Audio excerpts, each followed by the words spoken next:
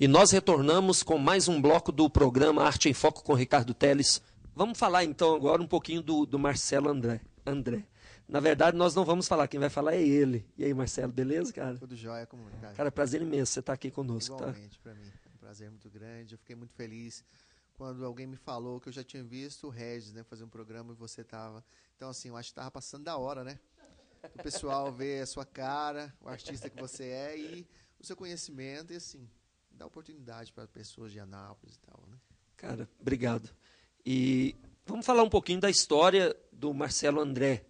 Certo. Eu te lembro quando você começou, hein, cara? Então não mente, não. Sim, sim. O Marcelo André, na verdade, esse nome Marcelo André, eu tenho ele, mas assim, as pessoas não me conheciam como Marcelo André, conheciam como Marcelo. Aí foi na minha adolescência, num grupo de jovens que tinha muito Marcelos no lugar. Aí uma amiga minha, não, então vai ser o Vale e esse é o André. O Vale, que na verdade hoje é um luthier, é o Marcelo Vale, né, que você conhece. O Bomba. O Bomba, né, que o Colégio Auxílio bem lembra disso. É uma história bem longa, a gente não dá para contar aqui, mas aí surgiu o André, né, o Marcelo André. Então isso ficou, eu achei legal, então colocar isso como nome artístico. Não um nome artístico, já era meu mesmo, mas quase ninguém usava, né? Então, depois que eu comecei na música, né, comecei no Asa Livre, muitos anos atrás, antes disso eu já conheci o Marcelo Vale, que a gente tocava violão, e foi dando aquela coisa assim de um dia ser músico, não sei, eu tenho certeza que você na época era a mesma coisa, aquele sonho da gente, né, de todo mundo quando começa, você gravar um CD, gravar, na época era um vinil, né, gravar um disco, fazer sucesso, né, aquela coisa toda, aquele sonho, que eu acho que é uma magia que não deve acabar dentro da gente. Infelizmente, com o tempo, a gente se torna homem e vê a realidade de outra forma, mas naquela época o Marcelo André tinha esse sonho de ter uma banda de rock e fazer sucesso e tocar em todos os lugares, né? Eu ouvia Iron Maiden, ouvia Judas Priest, ouvia Accept, Ozzy, né? Que são, né? E depois eu tomei uma paixão mais pelo instrumento, não foi tanto por banda. Depois de muitas frustrações, assim, tentativas, eu tomei mais assim a questão mais pelo instrumento. E depois de querer virar um instrumentista, né? Querer virar um instrumentista, eu passei mais a ver o lado da didática de aula. Foi quando eu conheci meu professor, né? Um paulista que veio parar aqui, o Arnaldo. Não sei por que ele veio para Anápolis, foi uma coisa assim tão sem lógica, mas graças a Deus que ele me abriu a mente para isso. Então, na época, nós tínhamos um cerco de amigos, assim, uma rodinha de amigos que eram todos músicos, guitarristas e tal, e a gente tocava na noite, e tinha aquele papo. O palco era da guitarra, né? Então, o assunto central era a guitarra. Então, na época, eu estudei com esse paulista que me abriu a mente. Então, eu dei assim um pequeno salto na frente dos meus amigos e todo mundo ficou maravilhado, porque aqui a gente não tinha material, não tinha nada, você bem lembra disso. Não tínhamos internet, não existia ainda na época, né? Tava saindo CD, né, Joana? Então, assim, não tínhamos nada. E esse cara trouxe um monte de informação pra gente. Então, eu peguei aquilo tudo e saí distribuindo pros meus amigos, assim. A gente foi estudando e eu dando aula ali, aqui.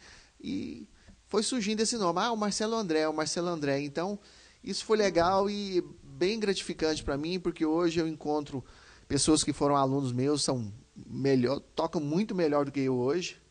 Eu não tenho vergonha de dizer isso. Para mim é uma alegria muito grande. Como eu formei músicos, assim, guitarristas, né? Alunos que se lembram de mim pela música, né? E o nome ficou assim, Marcelo André. E hoje eu amo dar aula. Inclusive, estou lecionando lá no Estúdio 54, na Eugênio Jardim, no 234. Queria dar um alô pro Vander também, que é um amigão que está lá com o estúdio. Você conhece bem o Vander, sim, né? Então, hoje eu estou lá com o Vander, mas assim, toda essa história, essa trajetória minha, foi quebrada uma época atrás, porque eu saí fora do país, eu estava assim meio desgostoso com a música, com a cultura napolina, sei lá, no geral. Deu aquela coisa, eu falei, não, eu vou tentar lá fora.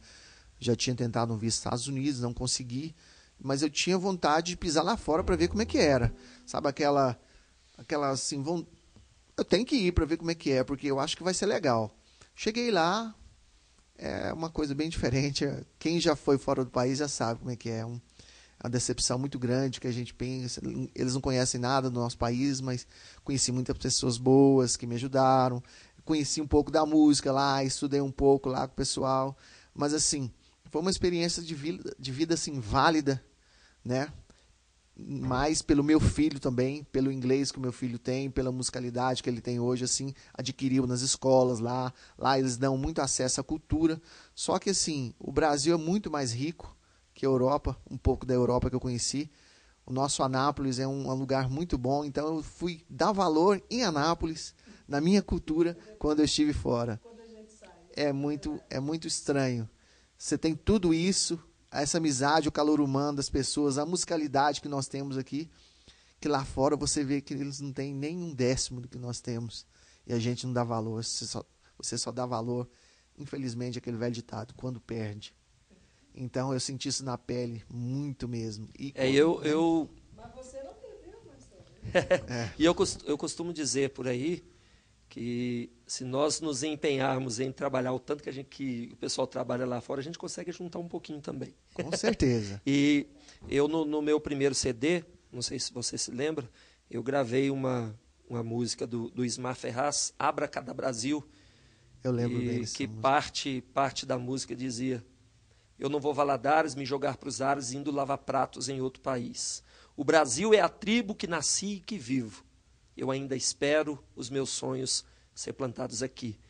E na verdade, eu já tive a vontade também de sair, mas para estudar música e fazer música.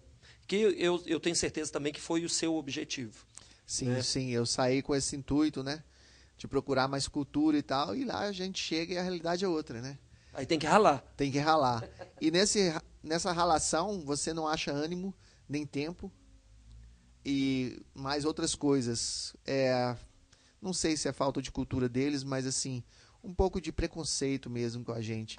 Se alguém vê você tocando e vê que você tem muita coisa para mostrar, lá eles, assim, tudo que eles não entendem, eles não dão importância. Mas eu, graças a Deus, conheci pessoas lá que falavam um pouco de português e me deram oportunidade. Cantei até numa festa de 30 anos de casamento de irlandeses. Eu cantei Roberto Carlos, cantei Garota de Ipanema, onde todo mundo só falava inglês e eu cantando português lá. E as pessoas me aplaudiam muito e gostavam. Não estavam entendendo o que eu estava falando, mas gostavam da harmonia, do swing, né? Só fiz eu o violão e depois entrou uma banda irlandesa tocando toda aquela parafernália irlandesa, o folk irlandês, a música deles é bem ritmada, mas é muito dançante, nada da nossa harmonia, da nossa riqueza musical. Mas pude passar um pouco para eles disso também. E você, um tempinho atrás, aí você falou da questão do sonho da banda. Sim. Mas você ficou um tempão na banda Asa Livre. Sim, a banda Asa Livre foi uma escola muito boa, certo? Eu quero mandar um abraço aí pro Sandrinho, que hoje é meu chefe no Diário Oficial. Altamiro, pro Manel, principalmente. O Altamiro, que era um dos seus chefes, né? Sim, na época banda. Era o Miro, que era o chefe, né? Então, um abraço muito grande, muita saudade para ele. É deles, né? Eu tô sempre, assim, em contato, mas não é igual na época da banda, né? Então, foi uma escola boa, foram 14 anos juntos, né? Então, nós chegamos a gravar um CD, mas, assim, para mim, não era bem o estilo que eu gostava, né? Porque a gente procurou uma coisa mais comercial para vender. Eu acho que isso é um pouco, assim, errado, mas na época nós tínhamos essa visão. Mas hoje, se eu fosse fazer, eu não faria nada comercial. Eu faria uma coisa, assim, o meu estilo, quem gostasse, gostou, e eu acho que a música hoje está mais assim, né? Mas de tudo isso, fica a boa história, os bons amigos, a boa né? história, os muita bons estrada. Amigos, muita estrada, aprendizado, é incrível, você sabe, o mundo da música. O dinheiro, acho que é o que se menos leva, né? Mas a experiência, a amizade. E aí, depois que vocês gravaram o CD de vocês, eu lembro que vocês passaram mais a fazer shows da banda Asa Livre. Sim. Porém, antes, vocês eram uma banda de baile. Era uma banda de baile, isso totalmente. É uma escola, né? É uma escola excepcional. Hoje, graças a Deus, essa escola me deu muitos frutos, assim. Tem muita gente que reconhece isso até hoje, fala, não, eu precisava de um conselho seu, porque você tem uma experiência tão vasta em baile, o que é que eu tenho que fazer? Que eu quero montar uma banda de show, um baile, uma coisa. E também, até na aula, pela questão de tantos ritmos que eu aprendi, de tanta coisa, essa experiência eu passo para os alunos, né?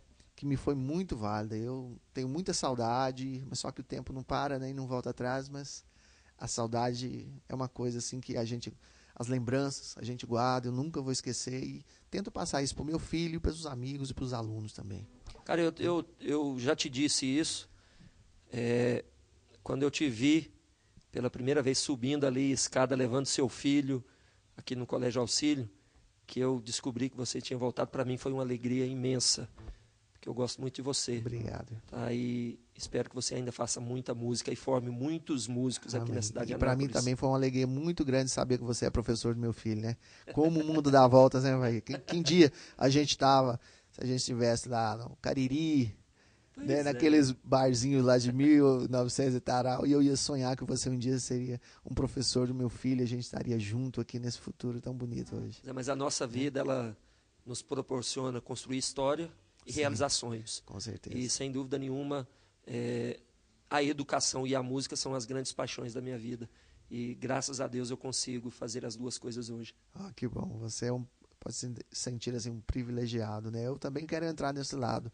Aproveitar um pouco do inglês meu, eu quero fazer letras e quero começar a lecionar, que eu amo lecionar, não só música, o que vier eu gosto de ensinar. Isso aí, cara. Muito obrigado pela sua presença, obrigado pela sua música. Depois a gente faz um Arte em Foco falando mais do instrumental do Marcelo. Ah, tá certo. Muito obrigado, foi um prazer muito grande estar aqui com vocês. Obrigado, Marcelo. Com a Joana também. E nós vamos dar um tempinho para garantir o programa, já já a gente volta, é rapidinho.